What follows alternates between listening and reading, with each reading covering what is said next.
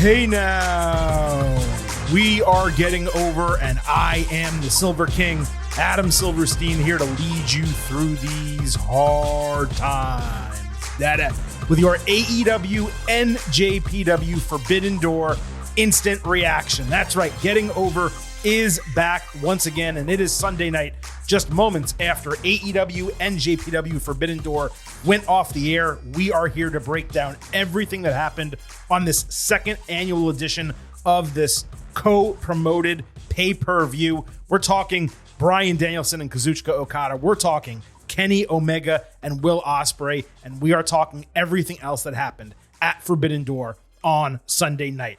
Before we get to that, of course, the Silver King needs to kick things off with a reminder that this podcast is all about Defy. So please remember to head on over to Apple Podcasts and Spotify. Leave those 5-star ratings. On Apple, you can leave a 5-star written review. If you do, we will read it live right here on the show. On Spotify, you can comment on individual episodes. You leave those comments, people will decide whether they want to listen, and we'll read those here on the show as well. Also, don't forget to follow us on Twitter at GettingOverCast, not only for episode drops, news analysis highlights, all that good stuff. You get to vote in pre- and post-show polls surrounding pay-per-views and premium live events. Of course, we had 2 polls tonight for Forbidden Door, and your thoughts are going to be utilized on this instant reaction. One more reminder before we get into everything.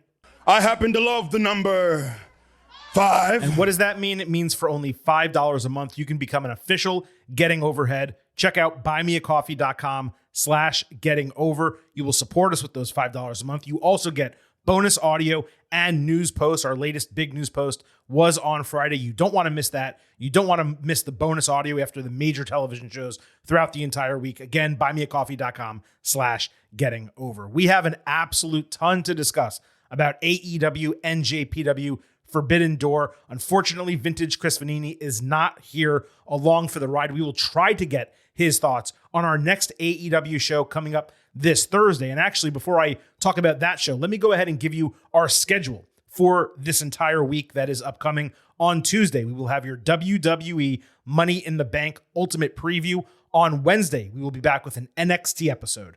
Thursday, AEW Forbidden Door Fallout, along with full breakdowns of Collision, Rampage, and Dynamite. And then Saturday, we will have your WWE Money in the Bank instant reaction. So a 4-show week upcoming here at the Getting Over Wrestling podcast. Of course, before we get to those, we have to finish this one. In fact, we have to start this one. So let's go ahead and get into it with your AEW NJPW Forbidden Door instant reaction. Now, what we're going to do for anyone who happens to be a first-time listener, we're going to break down all the matches, some longer than others. The 2 main events, certainly longer than others. We'll give you our reactions to those matches, both in terms of what happened in the ring and the storytelling aspects, and of course, give you a grade as well. And at the very end, we will give a final grade for AEW NJPW Forbidden Door. And yes, I have been using the royal we this entire time. On this episode is the Silver King Adam Silverstein riding solo. But let's get into it with the main event of Forbidden Door, Bryan Danielson against Kazuchika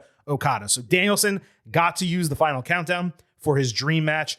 Good job by Tony Khan making that happen. Okada came out to Falling Money, which was quite a sight as well. So Okada hit a running splash over the barricade into the crowd, and a really cool air raid style neckbreaker inside. Later, he nailed 4 perfect dropkicks of different styles. A label lock was easily broken.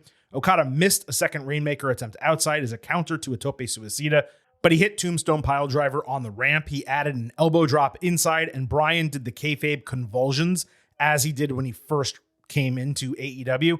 A doctor barely looked at him and let him continue as he was still convulsing. Okada picked him up for Rainmaker, but got surprised by the Psycho Knee as Bryan was playing possum. Danielson hit a second one for a false finish and stomped in Okada's head while selling a right arm injury. Okada countered a third knee attempt with a dropkick, landslide, and a Rainmaker for a false finish. Bryan countered Rainmaker into label lock and moved that into a butterfly lock.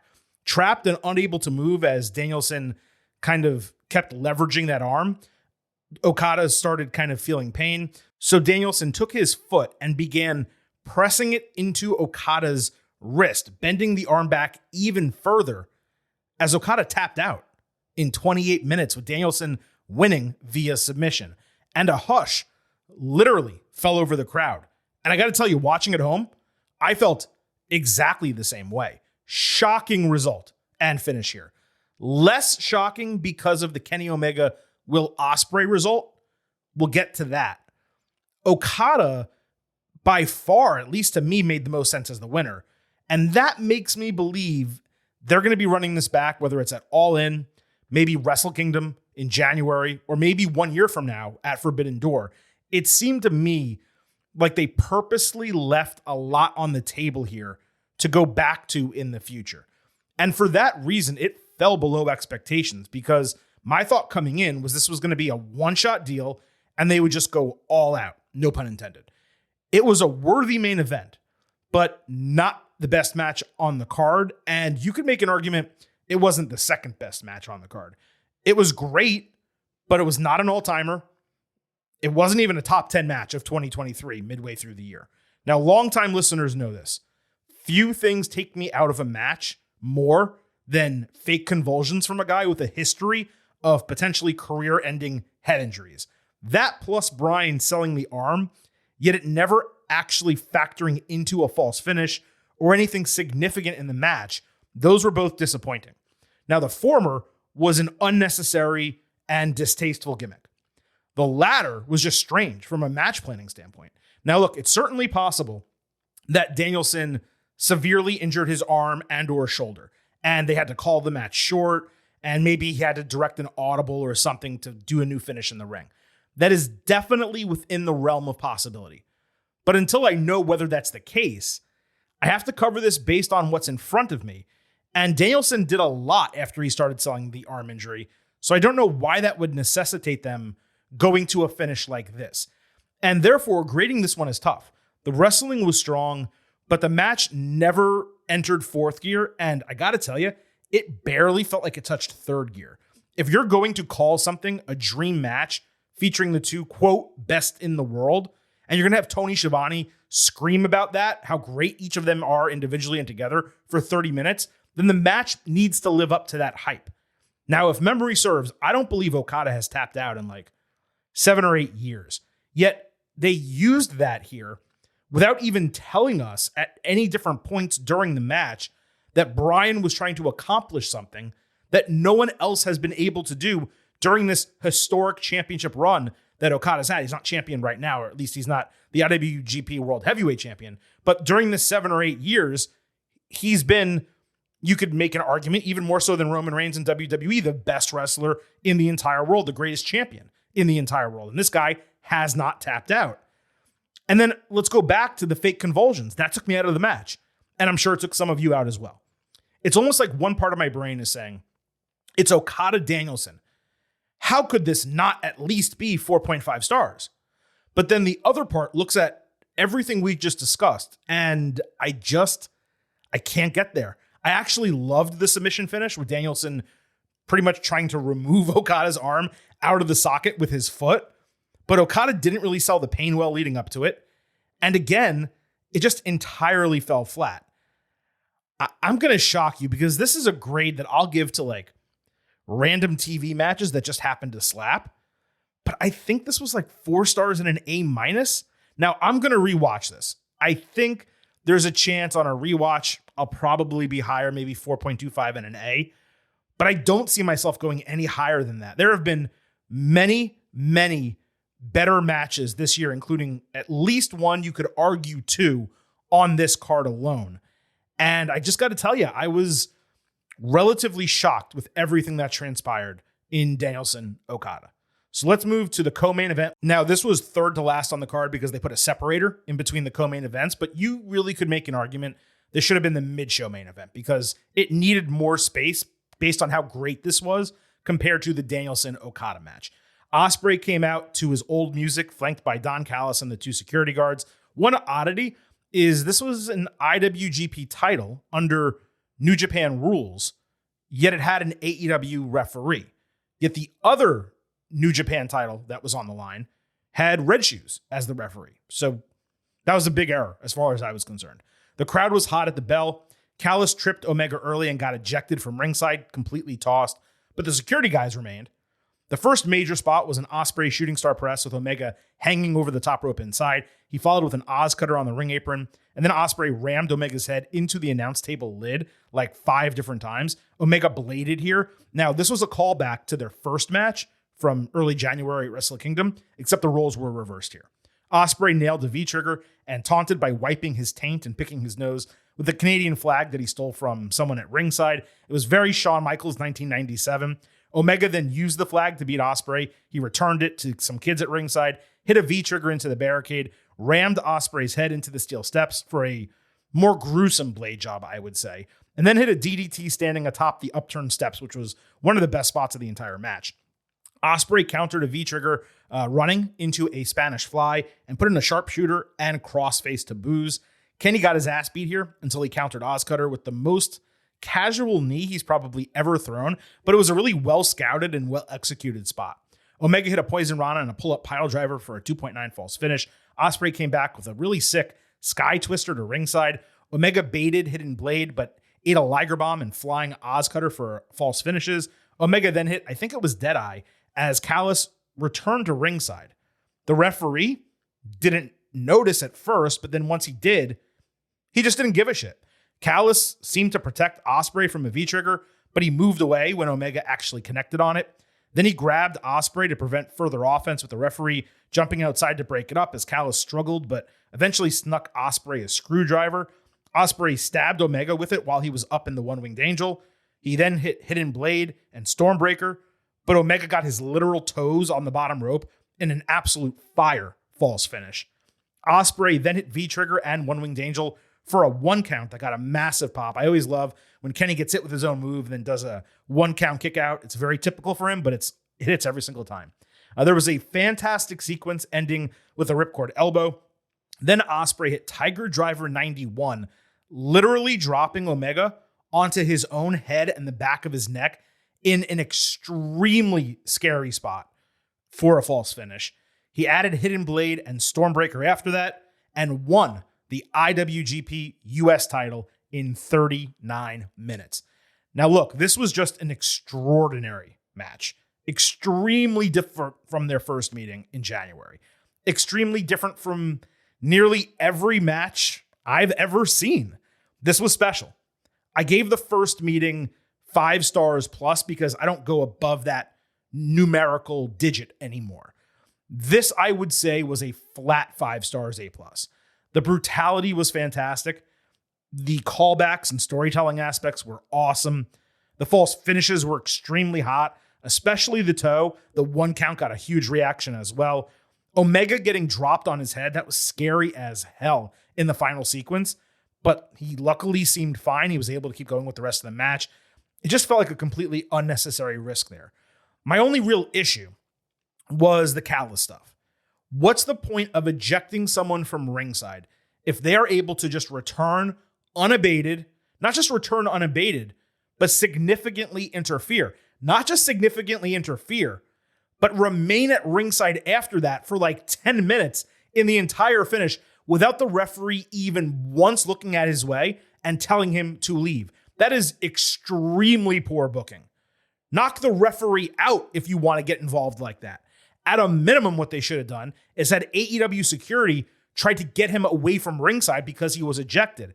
Then you have the 2 hired security guards that he has. You let those guys beat the shit out of the AEW security. So you get chaos at ringside. It explains why Callis is there and why no one can get him away. And then you do much of what you did in the finish anyway. And all of that is what keeps this match from getting the extra credit, the plus beyond 5 stars from me. Now, normally this shit would keep a match from getting 5 stars at all. You have to understand that. When this happens in WWE, I say, well, I was going to go 5, but you know what? It's a minimum 4.75, or maybe I even drop it further. But this was simply so freaking good.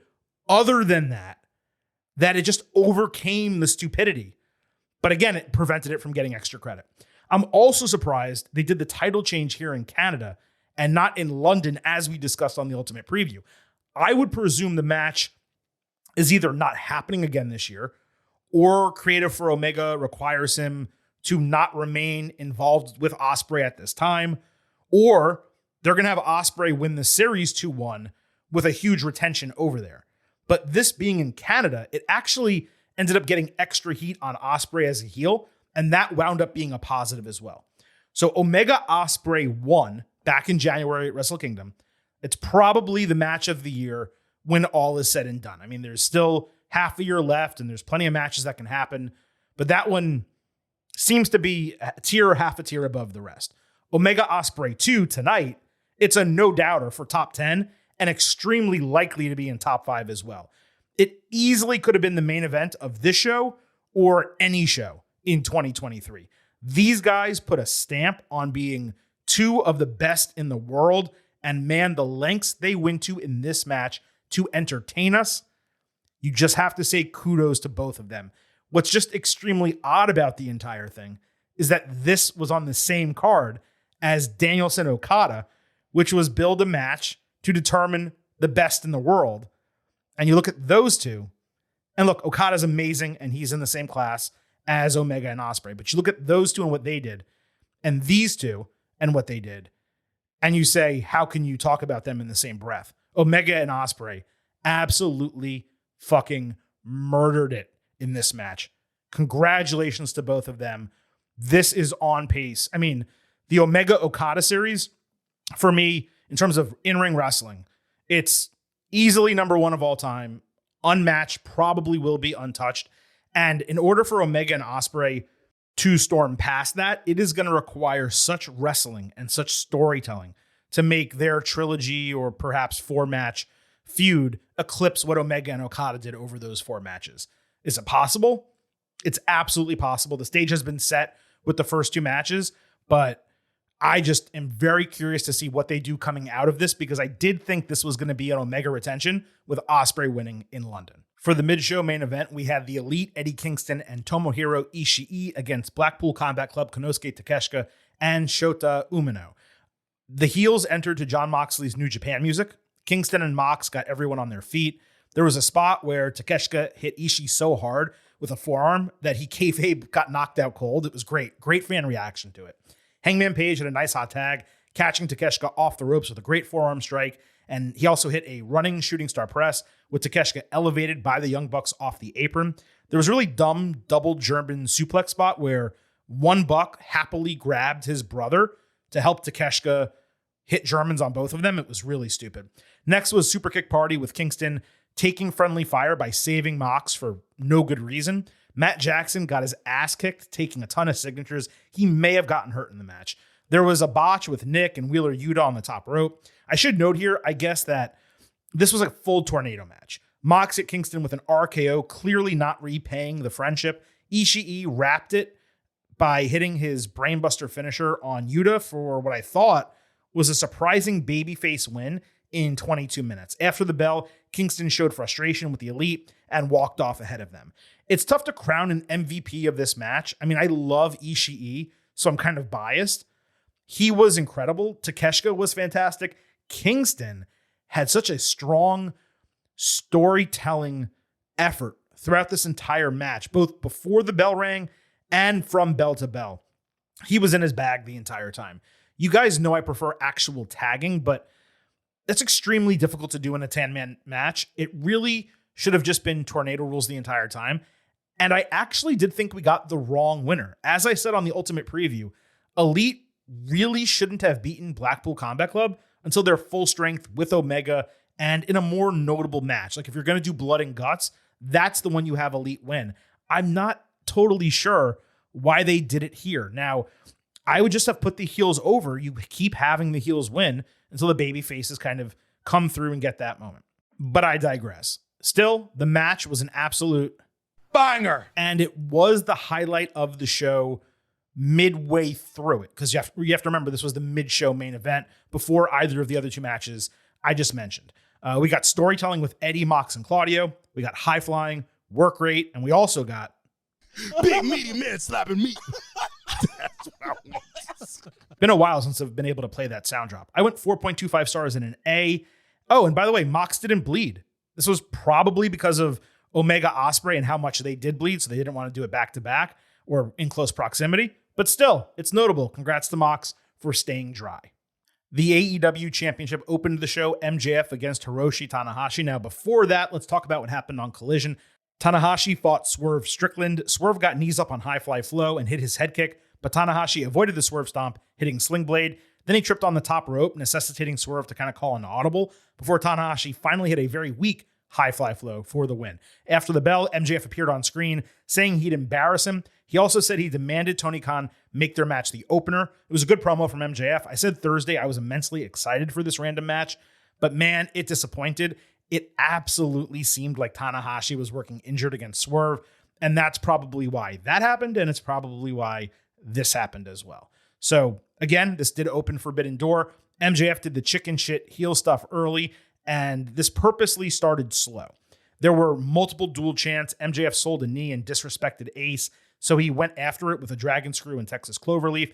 MJF countered High Fly Flow with double knees, first selling the injury, then grabbing his title. The referee took it from him and missed a Tana roll-up. They argued, so MJF pushed Ace into the referee and knocked Tanahashi out with the Dynamite Diamond Ring to retain the title in 15 minutes. This was equivalent to the Austin Theory John Cena match at WrestleMania. Just a massive disappointment. I know booking so that both promotions are happy is extremely difficult, but MJF is the world champion and Tanahashi's 46. Like, MJF should have gotten a clean-ish win, at least hitting his finisher after the ring or something. Just like Theory Cena, this did nothing for MJF, and he wasn't even able to really carry Ace like Swerve did on Collision. And that makes Tanahashi wrestling twice in as many days. It just seems like a terrible decision. I don't know why they did that. Also, look, the diamond ring, it is immensely tired at this point as a tool for MJF. It is not believable that a little tiny diamond ring being punched into someone's head is going to knock them out cold. It just doesn't work for me. So this may be lower than some, but I got to tell you, I went 2.25 stars in a C. I did not enjoy it. I thought it was a bad decision for it to open the show. And really, I thought Tanahashi was the wrong person to challenge MJF in this spot. Now, we were supposed to get Adam Cole against Filthy Tom Lawler, which was booked on Rampage. MJF announced that he got Tony Khan to put Cole in a match because MJF was fighting Tanahashi. Cole immediately got attacked by Lawler and his partner, with MJF sarcastically taking his dandy time trying to save his tag team partner. This was smart booking, actually, like doing the match and given the storyline. But unfortunately, the match got canceled due to Cole being sick. So let's hope that MJF uses this as like a cowardice angle in their story that he can tell going forward. So the IWGP World Heavyweight Championship was on the line. Sonata against Jungle Boy, first on Rampage. Jungle Boy fought Doki. So I had never seen this Doki guy before, but he had this like Mortal Kombat aesthetic going. He got a much bigger reaction than Jack throughout, and he wound up the babyface in this match. Doki hit a great senton off the top rope through a table outside and a pendulum DDT over the ropes. Jungle Boy came back with a Poison Rana and the elbow strike. He got straight up booed. Then he won via submission with Skull End, which is Sonata's finisher, to even more boos. Sonata confronted him after the bell. They did a stare down, and that's it. Now, I'd spend more time on this on a regular show, but the long and short of it is this. The heel turn feels planned, like it was clear they were going in this direction. And if it wasn't, then the plans should have shifted, and they should lean into it. This is something that Jack definitely needed. Now, the question is whether he will actually succeed if he does turn heel. Now, look, if he shaves the sideburns, cuts the hair, goes all in, maybe it would work. But anyway, Doki made an impression. Let's just get to the match. So, on Forbidden Door, Red Shoes was the referee. He got an appropriate chant before the bell. Good for him. Jack got Sonata in his own Skull End for a rope break. He followed with a Poison Rana, but missed the running forearm. Sonata then reversed the Poison Rana attempt and hit Shining Wizard. And the match ended rather suddenly, like a minute later, with a moonsault as Sonata retained the title. It was so sudden that the fans were actually surprised by it. We got good work with no storyline and a lackluster finish. I'm probably going to stick it at 3.25 stars and a B. That may be a little generous even, because it was just moves for the sake of doing moves. Now, cameras lingered on Jack and Hook, who was Jack's second for the match. He went to the ring with him for the title bout, but they lingered on them after the bell as they walked up the ramp. AEW made it blatantly obvious that a turn was going to come. They literally took the cameras away from them and put it back on them 3 or 4 different times where you would never normally do that. You might do it once and then kind of go away and go to your next match. Jungle Boy paid it off, the entire telegraphing, by clotheslining Hook and then mocking the crowd, singing his song. Then he stared at the FTW title and threw it at Hook as fans chanted, quote, "You fucked up," with Jungle Boy pausing and walking out the heel side of the entrance to cement the turn. Now, this definitely got heat, but it was hardly surprising nor that exciting to me personally. Jungle Boy came off kind of like an angry teen, and though his crowd taunt was the most personality he's ever shown in AEW, even him doing that, it just like watching him do it, it felt like it was forced, if that makes sense. Maybe the heel turn is going to work. So far, I'm not overly optimistic, but I do think he'll get booed. Let me get that clear. I just don't know if it's going to make him better or more believable as a character when he does get booed. So we had Les Suzuki Gods against Darby Allin, Sting, and a partner to be announced. On Collision, Chris Jericho opened the show getting cheap heat with Minoru Suzuki saying he's tired of waiting to learn the partner. They did a funny best friends handshake with Suzuki and Jericho said it made Sammy Guevara jealous, which Darby said showed some common sense on Guevara's part. He then revealed Tetsuya Naito as the partner to a really strong pop. I wasn't sure if they would do Naito or someone like Ultimo Dragon, but it was the right call. It would have been nice to see clips of the match between Naito and Jericho for viewers who are unfamiliar with that, but AEW chose not to do that. So anyway, we got the match, the 6-man on Forbidden Door. The crowd was understandably exhausted for this because it was between the two co-main events. Sting got baited into one-on-one with Jericho, only to get attacked by Suzuki before he and Jericho traded blows. Sammy nearly broke Sting's neck, trying to do a flying cutter on him while he had Jericho, I think it was in a Scorpion Deathlock. Darby ate a Judas effect as a counter while he was trying a Tope Suicida. That was actually the spot of the match in terms of like inventiveness. Jericho then put Sting on a table and demanded Sammy hit him with a 630. Now Sting was supposed to get off the table so that Sammy flew into it, ate the 630, got knocked out for the remainder of the match, and had a reason to bitch and moan at Jericho. Except Sting was so slow moving that he didn't get off the table, and Sammy hit him with it with his body like half off the table. Yet, Sting had to get back into the ring for the next spot because he was supposed to be healthy, having avoided the move. So he gets back into the ring. He ends up crawling out to the apron, and he looks legitimately exhausted. He saunters back inside for some combination of moves with Naito that led to Naito pinning Suzuki and ending the match. Jericho then beat on Naito with a bat, so Sting stole it from him, hit him with it one time, and the entire thing was over. And man, this was rough as hell. To the point it actually made me cringe multiple times out of concern for Sting. He's done a good job being hidden in AEW matches, especially when they did the cinematic one. But at 64, it needs to be it for him. And soon. Like, he can go in a burst, but he can't keep up. He can't really protect himself. And he definitely got confused at a couple parts in this match. Sammy 630 was the only hugely notable moment because it was a storyline continuation with Jericho and probably Darby. But man, this entire thing was just massively disappointing. 2 stars and a C-. Like, it's so tough to grade some of these. I just got to be honest with you. AEW Women's Championship, Toni Storm against Willow Nightingale. On Collision, Willow fought Nyla Rose in the Owen Hart Tournament quarterfinal. Kevin Kelly tried to tell us that Willow is a mainstream household name, which, look, man, I like her, but that's just not true.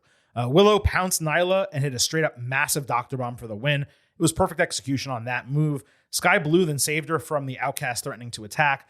Willow is over like Rover, and I hope her push continues after she eventually drops the NJPW Strong Women's title. I think she does have the total package. I don't necessarily believe in her as like a top woman in the entire division like some fans do, but she should and definitely could be a mainstay for AEW. Now, in terms of this, Storm against Nightingale on Forbidden Door, the Outcasts were ringside. Tony ate a Death Valley driver on the apron and inside. The referee caught the Outcasts throwing spray paint into the ring and ejected them. Tony got her nose busted open hard way, then bit Willow's knee while she was stuck in an Indian Deathlock. Willow countered hip attack with a pounce. Tony pulled the referee in her way to stop a hip attack, thumbed Willow's eyes, and on the distraction hit Storm Zero to retain the title in 10 minutes. Sky Blue and Britt Baker watched disgusted backstage. The middle 50% of this match I actually thought was fantastic, but it started really slow and fell real flat in the finish. The latter of which was done to protect Willow because she's a New Japan champion, but still, it could have been a lot better. Really tough to grade this one. One of the tougher ones the entire show. I'm going to go 2.75 stars and a C+. The International Championship was on the line. Orange Cassidy against Katsuyori Shibata, Daniel Garcia, and Zack Sabre Jr. in a four-way. Sabre worked Cassidy's hand as Garcia hit Shibata with the title for a false finish. Fans chanted, "This is awesome," because Orange and Shibata sat cross-legged, slapping each other. Sabre and Shibata had the best short sequence of the entire match. After Shibata hit the PK on Garcia, Orange shoved Shibata out of the ring and put Garcia in a crucifix pinning combination to retain the title in 12 minutes. After the bell, Sabre told Cassidy they aren't done. The three champions then jawed with Orange and Shibata shaking hands. This went about as expected. Definitely the assumed finishing pair. Sabre was the MVP in this match and easily outshined Cassidy in direct comparison. Not even close. He was phenomenal. Any pair of these guys probably would have put on a better match. I didn't find this to be a notably exciting four-way. I know some people absolutely loved it. At 12 minutes, it just left a lot to be desired. I wanted another 5 to 7 minutes, and I think if it got it, we're talking about a really high caliber match. At the time it ended, it was the best match of the night to that point, but I wasn't as high on it as many others appeared to be. I would love to see Orange and Sabre possibly have a match in London at All In. I think that would make a lot of sense. Maybe I need to rewatch this one, but I'm at 3.75 stars and a B+. CM Punk fought Satoshi Kojima in an Owen Hart tournament quarterfinal. Punk got a mixed reaction on Collision that we'll discuss on Thursday's show. He was straight up booed here, which I'm sure they expected. He also wore a Hart Foundation-inspired CMFTR shirt. I gotta say, the way these three co-opt the entire Hart family, it just doesn't sit right with me. I'm sure they actually have a relationship, but it seems weird, just as a third party watching at home. Anyway, this was second on the main card. Punk healed it up using Kojima's moves. Punk hit his flying elbow drop and locked in Anaconda Vice for false finishes. Kojima countered Go to Sleep into a brainbuster, but Punk came back with GTS for the win. Then he did push-ups after the bell. It was nice that Punk got a match that he wanted. It was kind of odd doing it in the tournament and Kojima even being in the tournament. And it was the second straight slow match to begin Forbidden Door. Punk did look good here, I will say. I went 3 stars and a B-. Athena fought Billy Starks in the Owen Hart Tournament quarterfinal. This was on the 0-hour kickoff show. In fact, there were 4 matches on the 0-hour kickoff show. We're going to breeze through them. Personally, I felt like AEW moving this to the kickoff with 2 other women's quarterfinals rushed to TV this week told you all you need to know about their care for the women's side of the tournament.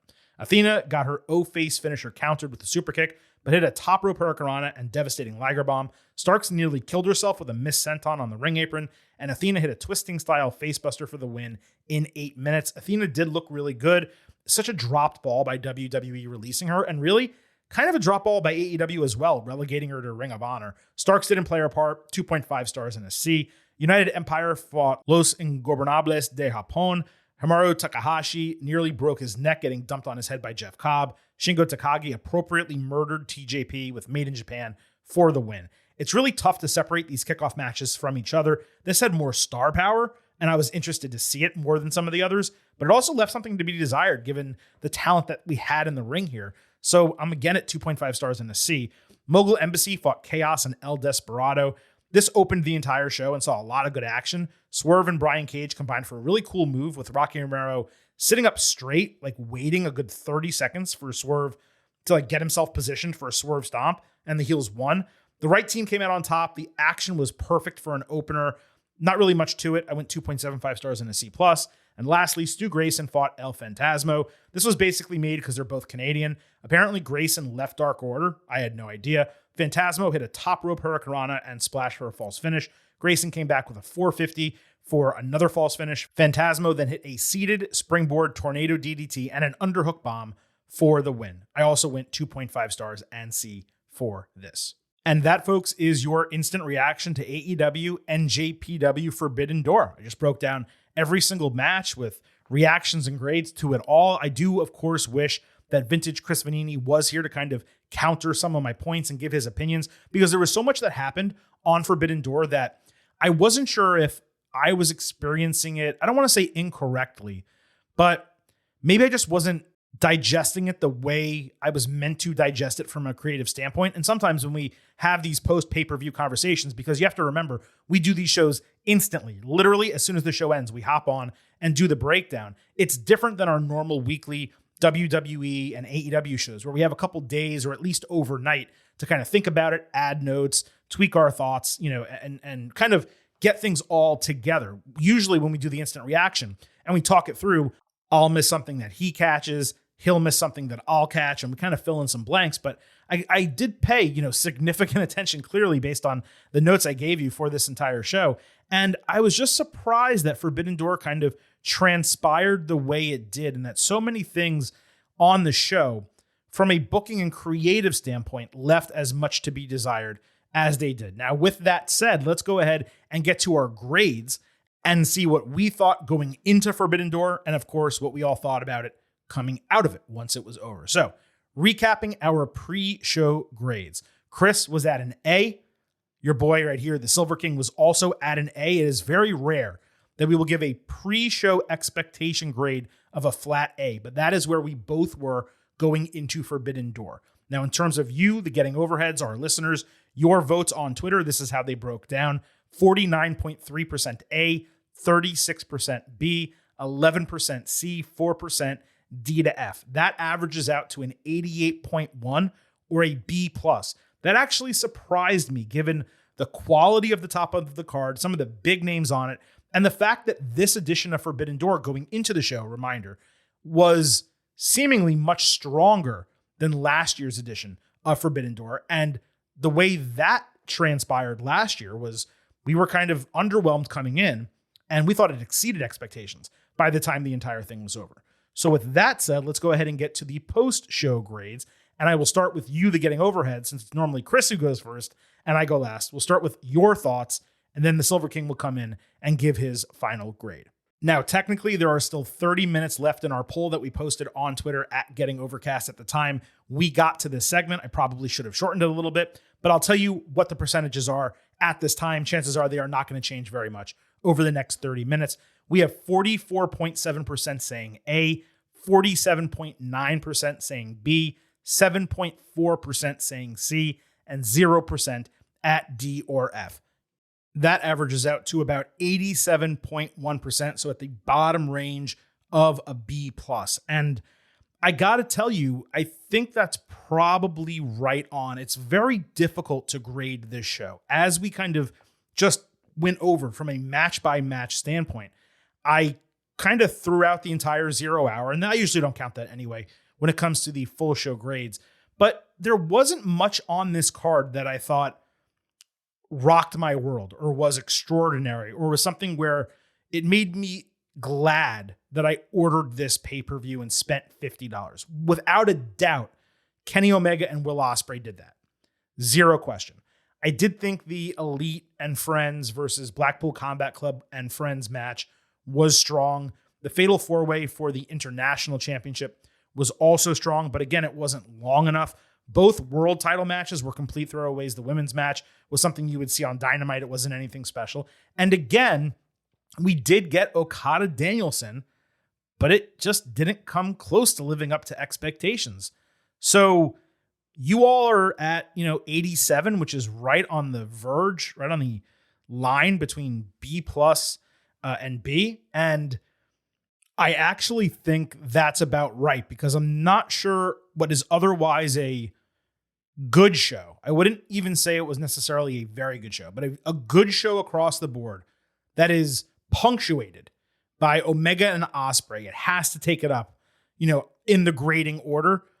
Yet at the same time, I did not feel there was enough to put it anywhere near A territory. It just didn't get there for me. So I think I am exactly where all of you, our listeners, Getting Overheads, wound up at the end here. 87 out of 100, a B+. That makes it a very good show.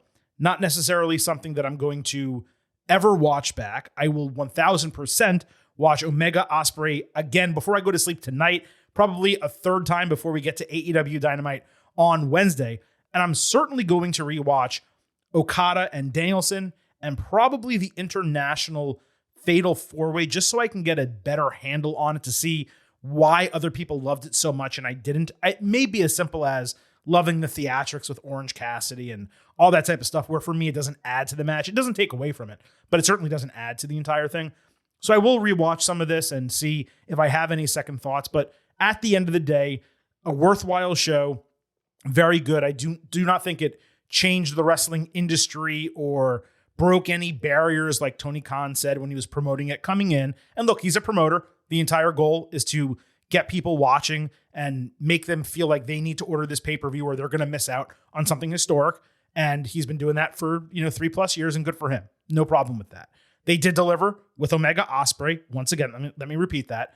And it is possible that there's an extenuating circumstance with Danielson Okada that we don't know, or perhaps they did it this way completely on purpose because they're doing a 3-match series, and by the time we get to the third match, our minds are going to be blown. But I got to tell you, coming out of what we got and the fact that this was the main event match on Forbidden Door, even if they have more, and I know they both have more, we've seen Okada wrestle 5-star plus matches. We've seen Danielson wrestle 5-star plus matches. So they definitely can do it, and I'm sure they want to do it. But something in that main event just didn't hit like it was supposed to, and because of that, it did take the entire show down with it, for lack of a better term. Folks, that was the instant reaction to AEW NJPW Forbidden Door. We appreciate you being along for the ride with us. On the way out, let me remind you about our upcoming schedule this week. On Tuesday, we have your WWE Money in the Bank Ultimate Preview. On Wednesday, an NXT recap. And then on Thursday, we'll be doing Fallout from AEW Forbidden Door, along with breakdowns of Collision, Rampage, and Dynamite. And then next Saturday, we will have your WWE Money in the Bank instant reaction. Since I did not mention it earlier in the show, allow me to also remind you that in our podcast feed, the Silver King has a one-on-one sit-down interview with none other than WWE ring announcer Samantha Irvin. You do not want to miss that interview. If you like Samantha, if you like the job she's doing ring announcing for WWE, it's an absolute must listen. We've gotten some rave reviews on it, and I want to make sure none of you miss it. Let me also throw a couple reminders at you on the way out. First, that this podcast is all about Defy. So be sure to leave those 5-star ratings and reviews for us on Apple Podcasts and Spotify. Also, don't forget to follow us on Twitter at GettingOvercast for episode drops, news, analysis, highlights, all that good stuff. And you get to vote in our pre- and post-show polls like the ones we just read for you about Forbidden Door.